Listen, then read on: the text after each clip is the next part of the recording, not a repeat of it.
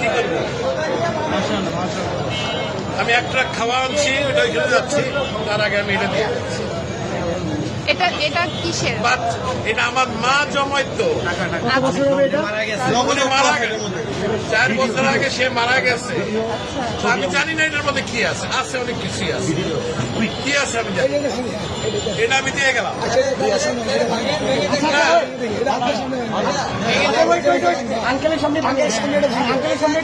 যা আছে আমি একটা খাওয়া আনছি, এটা নিয়ে আমি এখন ওইখানে যাচ্ছি। মারা গেছে না, আমার মা মারা গেছে। এটা তো বহু মূল্যবান, মানে আমার কাছে এটা অনেক মূল্যবান, টাকাও থাকে অনেক মূল্যবান। আপনি কি চান আপনার সামনে আমরা এটা ভাঙবো? আপনি দেখতে চান? যদি চান, আচ্ছা আপনি চান, আপনি যদি চান, আপনি চান, আচ্ছা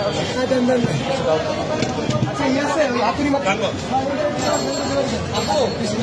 শুধু মাথা আস্তে আস্তে আস্তে আস্তে বাচ্চারা দেয় সাইকেলের পয়সা, আমি বুড়া মানুষ, আমার বয়স কিন্তু 65।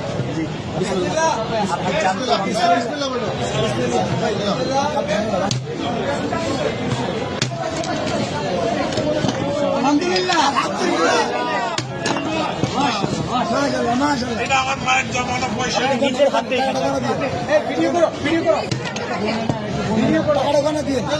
বলতে হবে না, আপনি এখান থেকে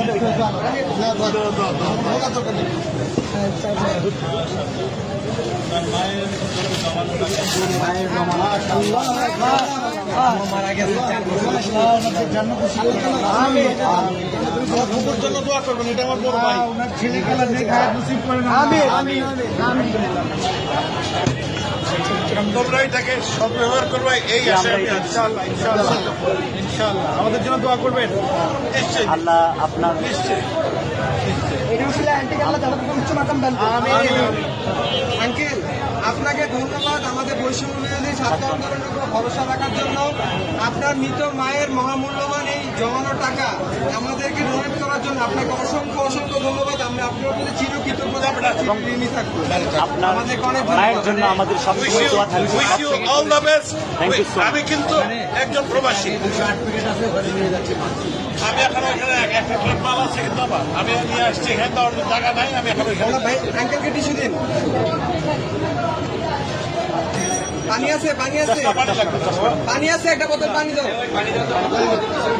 আঙ্কেল আঙ্কেল আমাদের থেকে এক বোতল পানি নিয়ে যান আমাদের জন্য।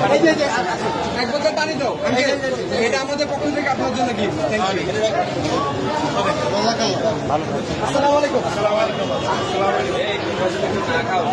আচ্ছা ভাই।